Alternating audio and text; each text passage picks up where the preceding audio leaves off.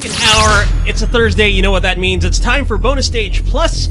And with me tonight are the folks from Secret6, and they are the developers of Project Sandata. That is basically Sandata with an X. It is a multiplayer first-person shooter, and yeah, let's introduce them. To my right is... I'm Justin, senior producer at Secret6. Hello, Justin, and... please come a little closer to the mic. Okay, and... my name is Gene Gacho. I'm the technical development manager of Secret6, as well as the creator and project lead of Project Sandata. Sweet. Alright, so what is the premise of Project Sandata? Oh, okay. So the premise is basically, so it's an online multiplayer competitive shooter where you customize your character with different weapons as well as skills, and you do battle against other players. Okay, we're just switching mics to make sure that we get everything up and working. Okay, so it's a team shooter. What are the different modes that you have for this one? So back in ESGS we had team deathmatch. Back in TGF a few weeks ago we had control points. So basically you have three zones in the map that you have to control, and each of these zones, when captured, grants your team a score multiplier for every kill that you make. We are also working on a few others for beta, which is coming in October. So yeah, one of those would probably be something like elimination, where you don't respawn, but you can be revived by your teammates. I see. So you're basically aiming to have a wealth of modes in Project Sandata by the time that it's fully done. Yep. You were looking at like 3 to 5 modes. Nice. Yeah. So nice. That's it. So, okay, you said multiplayer. Will there by any chance be a single player component to this, or are you just really focusing on multiplayer? When we originally conceptualized this, the campaign would probably have been cooperative, but right now we are focusing on the multiplayer aspect because esports is on the rise and in the Philippines, so we're trying to go with the flow in that one. So yeah, and I believe that would be a really, really good thing, especially if you manage to break in with a locally developed game into the burgeoning esports scene here in the Philippines, right? Yeah, that's the plan. Okay, sweet. Now, all right, one thing that I do notice with Project Sandata is its art style, and I do notice that there have been a bunch of influences that are really, really obvious here. And the first thing that I did ask is, yes, is there a Mega Man X influence? Because I really love that series, and it just shines through, especially in the trailers and all the colors and even the architecture. All right, so yeah, most definitely. Because apparently Gene is such a fan of Mega Man X, and that's pretty much how I wanted to get into the project, because of that kind of style. I see. I even see it in the player models. They have a very, very distinct Mega Man X look. I mean, they don't look like X himself, but you know that the design influence is there. Yeah, it's like the ultimate armor that you always wanted. Yes, especially. Well, the downside to it is there's no unlimited Nova Strike for this. Oh no, unfortunately not. All right. Okay, so we did talk about the Mega Man X influence. What other games influenced Project Sandata? For the most part, I'd say, and I'm sure a lot of people have been saying this, it's obviously Overwatch. Although we based from Tech and Gene, they said they really wanted to feel like Halo with a mix of Destiny, because both of them are really big fans of FPS shooters, especially the sci-fi slant, the sci-fi premise, because of course these days we get a lot of realistic military shooters, even the ones that are set in different time periods. We recently had Battlefield 1, and then we have Call of Duty World War II. These guys are aiming for historical accuracy, whereas yes, you have Halo and Destiny, which have just this hard sci-fi slant. Especially with Halo, it's been getting crazier and crazier with each game, right? Yeah. So yes, you drew more from those kinds of universes than, let's say, something more grounded in realism, which I've been noticing with a lot of multiplayer shooters. Yeah, that's been the thing for the past couple of years. Yeah, well, it's a little bit of both, but ever since like there's this trend right now where some multiplayers started to lean towards the stylized look of the characters, more say stronger silhouettes than just your standard military shooter. So there's of course it basically started from Team Fortress 2, and then a lot of people started noticing it from Overwatch, and there comes Battleborn and Paladin. Yeah, they were really character centric, and that's pretty much the direction that we wanted to go, than being gritty and realistic. And I'm glad you guys went that way, because I mean, the reason why, let's say, something like Overwatch became so popular, I mean, it's a cultural touchstone at this point. It's like basically taken over the internet. If you look at places like DeviantArt, Tumblr, or wherever, there's a ton of Overwatch stuff. Is that there is a ton of personality in the designs? Yeah. That's pretty much what we're trying to aim for as well. And the game pretty much features also tons of customization. So it's like saying you're putting the player's personality on each of the characters. Or basically, since we're going back to Mega Man X here, yes, it's kind of like outfitting X with different parts of armor. Yeah, again, the ultimate armor that you always wanted in the series. Alright, so we're going to answer more questions, and even some from the listeners in just a bit. But first, we got Katy Perry and Skip Marley. This one's Chained to the Rhythm right here on 99.5 Plan FM.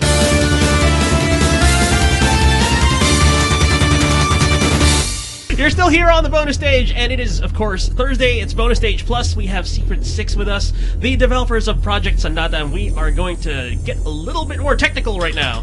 Alright, so we've been talking about the gameplay off air, and you basically shared a bunch of interesting things. And yes, I'd like to touch upon the sort of light RPG-ish elements and the character customization. What do you have planned for that?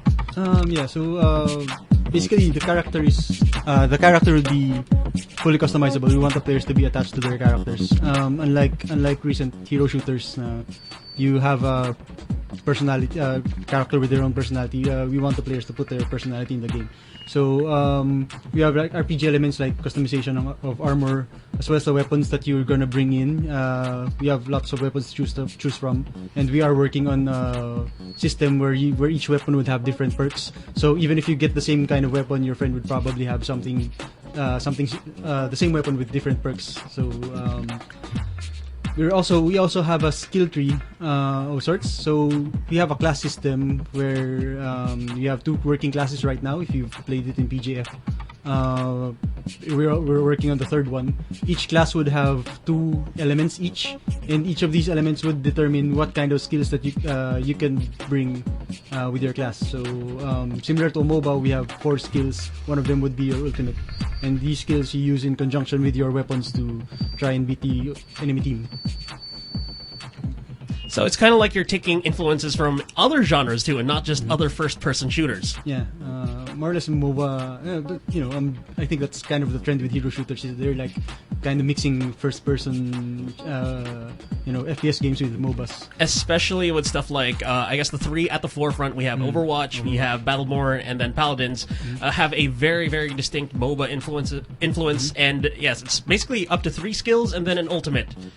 And, it may work differently for others. I think, in Overwatch, it's just basically cooldown and charging up. And I'm not sure how it works, but I do remember with Battleborn, it works in a similar fashion with cooldown too. How about you guys? How do you handle that? Is there going to be something like mana or energy that governs skill usage, or is that based on cooldown too? We also have it based on cooldown as well. Your normal skills would cool down. Your ultimate cools down faster when you beat enemies. Sorry. Yeah, I need you to put that other one on your ear, too. Oh, okay. Okay, there we go. But anyway, yes, speaking about skills? Some of the regular skills would be working on cooldown. The ultimate would be on cooldown as well, but it goes faster. It cools down faster when you defeat more enemies. Alright, so it's basically kind of like the way that Overwatch charges their ultimates, where you cause damage or you use certain skills that lead to... your meter building up, basically. But if, in our case, you really have to kill the enemy. in order for it to count. I see. So there's still, there's still something a little different. There's a way to mix it up. Yeah. This reminds me of, let me see how fighting games charge their special meters. Like you have Street Fighter where, yes, you either cause damage or you use certain moves. They don't really need to hit, but it still charges your meter. All right, now let me see. What weapons do you have so far in the game? Oh, right. So right now we have the usual things you'd normally find in a shooter. So we'd have your assault rifles. Some of the rifles come in burst fire as well, and some are semi-automatic for those who prefer to fight at longer ranges. We have your sniper rifle for those people who really want to fight from very, very far away. One shot, one yeah, kill. we have Yeah, exactly. Yeah, exactly. We have shotguns as well as pistols. We do have an SMG as well because some people want to bring an automatic rifle in their first slot as well as a SMG on their second slot. So they really like to fight up close and personal.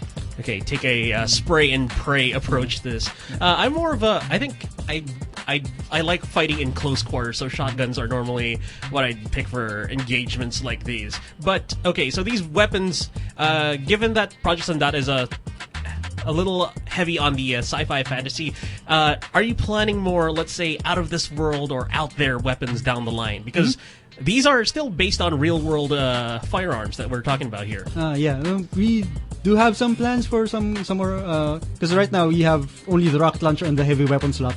So we are planning to add some railguns and other laser type of rifles somewhere down the line. We do have some an energy bow planned somewhere, but still working on that. We have an ice sword. Yeah, we have an ice sword right now. That sounds really neat. And by the way, you had me at railgun because we were talking about Quake earlier on. So yes, even if you did say that Quake wasn't really one of the more overt influences for the game, a little bit of it, I guess, is sneaking its way in. And we did touch upon how yes, you guys weren't really aiming for, let's say, the pacing of Quake because that works at breakneck speeds basically. It's something. Yes, you said it's something more of a throwback to the days of Halo, and I guess since I did watch a bit of the footage earlier, feels a bit like Time Splitters also. Oh. You guys are... I'm surprised you remember Time Splitters. Yeah, I've been watching a lot of videos from British YouTube sites, and over there in the UK, they love their Time Splitters. Yeah, it's surprising it's a big hit when it first came out, but not in the States. It's like a cult hit for other people. Yes, and I guess this is mainly because the dev team behind it was British, so it was a hit over there. Yes, and it was made by guys who formerly worked on GoldenEye 64, so the influence is clearly there too, especially with the 4-player multiplayer. All right, so for now, of course, this is going to be available on PC. Yep. Any plans to get this on other platforms, or is it going to be a bit too costly, given that, yes, we're working with companies like, say, Microsoft and Sony here? Yeah, right now it's really slated for just the PC for at the moment because, budget constraints. We're really working on this game on a very, very small budget right now. But is that part of the dream, too?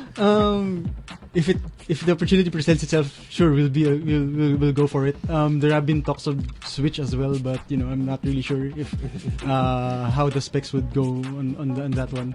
But given that the PlayStation dev kit costs like millions of dollars, it's really unless someone magically sponsors us, like from outside the country. That's the dream right there. Get it to a bigger audience, or as big as an audience as possible. And we're going to touch upon that in just a bit. Let's get back to more music. You are still on Bonus Stage Plus. We still have Secret6 with us. We're talking about Project Sandata, and we would like to dive into, maybe like jump over some hurdles. We're talking about developmental hurdles. Any challenges you guys faced while developing this game? I guess the first and most obvious challenge was probably the manpower and the budget at the start. So Secret6 is usually we do a lot of 3D art and game development outsourcing for mobile. So that's what kind of pays the bills, right? So when we're doing our own original IP, we can't really put too much resources on it. For the longest time, I think when it was pitched to when I pitched the idea to our boss, we had like I think 4 or 5 months of development where it's just me doing the programming and 4 interns doing the art, and that was what we showed at ESGS for that time. So I think that's one of the first hurdles. But after ESGS, when we saw the reception, then we started being more confident in adding people to it because we feel that we were onto something here. You got more motivated. So I'm pretty sure that despite the name Secret6, you are not really a team of 6. No. Okay. Right now, the project has like 11 regular people on it, and some people in the studio, of course, they want to help out. Some of them contribute to it when they have free time. But hey, Secret6 is still a pretty rad name, so I'm glad you guys stuck with it and just didn't go to like, hey, we have 11 people now, let's turn to Secret 11. But anyway, also, another thing I'd like to know from you guys is, of course, you guys are coming up with a multiplayer-focused first-person shooter. How does it feel going into this market, knowing that, yes, there are a ton of similar games out there, and how do you feel Project Sandata will stand out among the bunch? We get compared a lot to existing games, most especially Overwatch, probably mostly because of the art style. Because our gameplay is very different from it. We choose to focus more on the gunplay rather than the character kits and your skills. So the skills are there, and obviously the ultimates are also there, but they exist to support your shooting ability. So we really are catering more to the Counter-Strike and Halo type of players because they can use their guns. The pro players would want to study how the guns have their patterns for recoil. And those kinds of things, that's where we get our depth in terms of mastery of the skills.